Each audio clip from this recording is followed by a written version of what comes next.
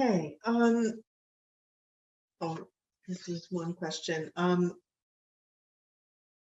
There's some proximity in spelling and pronunciation of Anasazi Native American people and Anunnaki.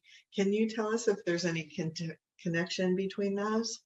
There is some, we will not go into detail, but there is also a connection between Anasazi, Anunnaki, and Essassani. Yes. Okay. Um, all right. So moving on to some current events. Are ETs able to listen in to the current UFO/UAP hearings that we are having here in the US? Do Yes, they feel the same happiness and anticipation that we humans feel who believe that aliens are real? we understand that bit by bit, this is progressing toward the idea of everyone already understanding that we exist.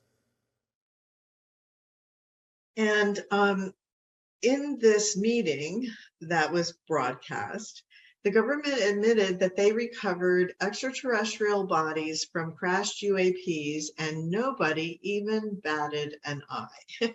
Are we at a comfort level now about the idea of ETs as a nation or planet? First of all, an individual from a particular program within the government released this information. There are those who simply do not believe the information and therefore are appearing to be comfortable with it, but are still in denial about it. There are those that are more comfortable with it. Yes, the indications of lack of reaction in certain ways can be an indication that you are closer to open contact. All of this is preparation. All of this is about the idea of disclosure, and all of it is preparation for the idea of the high probability of open contact at the end of 26 or the beginning of 27. Okay, and you've mentioned that Skinwalker Ranch in Utah is a possible location for first open contact. Yes. In regards to their research there, can you tell us the origin and or purpose of the 1.6 gigahertz signal that the scientists there frequently encounter? Yes. This is a communication signal that is also of the correct frequency to open portals. In one particular episode of that particular program, as they broadcast that signal out, they received an echo reflection, which they could not understand where it was coming from. But that is the signal that the portal is open. So when you broadcast it and receive the reflectional echo, you know that you have opened the portal. That's the significance of it and why that particular frequency is used for space communication as well. It is in alignment with the idea of communication into higher dimensional realms. So, intuitively, your scientists have figured this out, whether they understand it completely or not. But in the demonstration they gave where they broadcast that signal and got the echo reflection from seemingly everywhere and nowhere, that was an indication that they had actually opened the portal. Had someone been in a position to actually walk through the portal at that moment, they would have vanished. Interesting. We're expecting record heat waves this summer. If the Earth gets too hot, will ETs be used to block, will they use UFOs to block the sun to help keep it cool? Or No, do you, no. Climate change, climate change is a natural event that you have accelerated with your technology and pollution. This is your choice. You will have to shift to a different Earth where these things may be mitigated. The idea, of course, is that these things go in cycles, and the warming of your oceans, as you're experiencing it now, can actually, paradoxically, bring about a cooling cycle that can begin a different ice age. so that whole idea that there's some people on the planet who want steps taken to prevent more global warming, while there's others who are opposed to it. Why do we have these kinds of, I guess, issues on our planet? Because Earth is where all the stories are being told, positive and negative, and the splitting prism will divide into the different versions of Earth that will allow people to continue to experience the consequences of the choices they are making for their own reasons in playing out these stories positively or negatively. Earth, in that sense, is the dividing line, is the dividing space, is the college of many choices. You'll experience the consequence of the choices and the classes you have agreed to take. Interesting. And would your ships be able to put out wildfires? Or I know you're saying they won't intervene at all, but are the ships capable of doing something like that? Yes, by surrounding the fire with a force field that cuts off all the oxygen. The fire would then simply extinguish. And lastly, one person was thinking that spiritual information is illegal. Is this your understanding? Because they're concerned about this kind of information, that somehow it's not okay.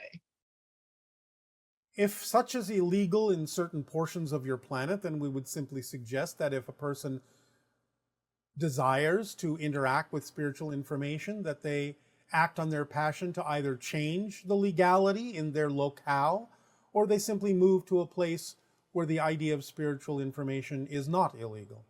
Simple solutions are available on your planet. But there's no such thing really as the idea of spiritual information being inaccessible to anyone. You can keep it private if you wish. It doesn't have to be displayed publicly. Nevertheless, if certain cultures on your planet deem it to be illegal to contact spirit, then do something about it, or move to where you don't have to do anything about it. And that pretty much wraps up our questions. Is there anything else that you'd like to share in the few moments that we have remaining? We will give you what is coming up next. For the next transmission will be all about parallel realities and you. We will describe exactly how your connections to different parallel realities inform and guide the life and the themes you are exploring in this particular time stream. So be prepared to allow your mind to expand interdimensionally by focusing in on the ideas we will share in parallel realities and you in our upcoming transmission.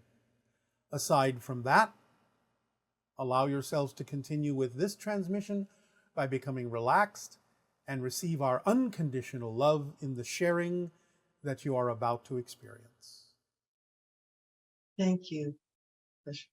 It also comes up the idea that there are plants and animals and other beings within our ecosystems that are holding a space for us or assisting us in moving to higher frequencies. You always have reflections that can help guide you from whether it is humans or animals or plants or rocks, doesn't matter.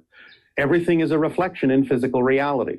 So you always have guidance through reflection to see if the reflection you're getting is what you prefer it to be, in the sense of, really, are you who you prefer to be? Again, not putting the conditions or the insistences that the outside must change. What we're referring to is a reflection that guides you into simply choosing the state of being you prefer, regardless of what the outside may appear to be.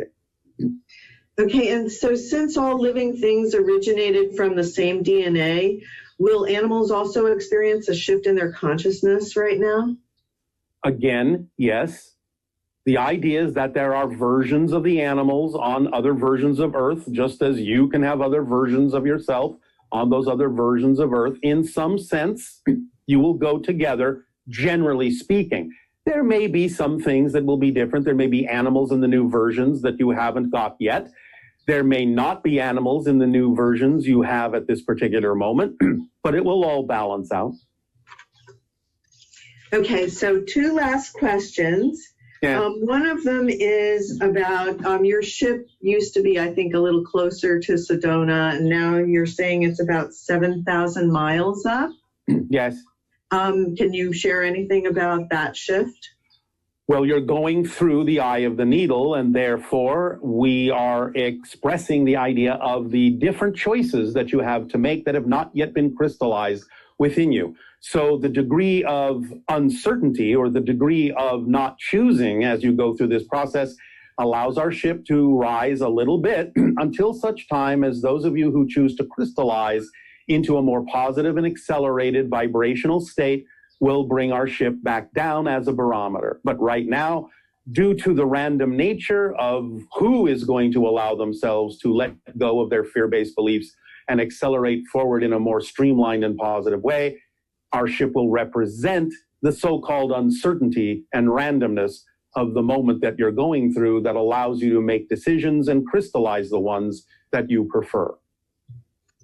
Okay, thank you. And then lastly, in the final step of the 5-step process you gave us with the eye of the needle, yes, can you explain further what exactly is meant about being fully present in the moment? What that simply means is that when you forgive others, when you forgive yourself, you are de-anchoring yourself from realities you don't prefer. Then you allow yourself to let go of your need to be informed by the past, except for those things that serve you. You then create the connection more to the future self that lures you forward into a larger version of yourself, a more positive version of yourself. And the consequence of doing all that allows you to be more present, which is really just a simple way of saying, you are now actually allowing yourself to follow the formula more precisely, which creates less experience of time, makes time and space more flexible, allows you to experience an expansion of your senses so that you can really see what's going on in the reality that you're projecting and you're creating.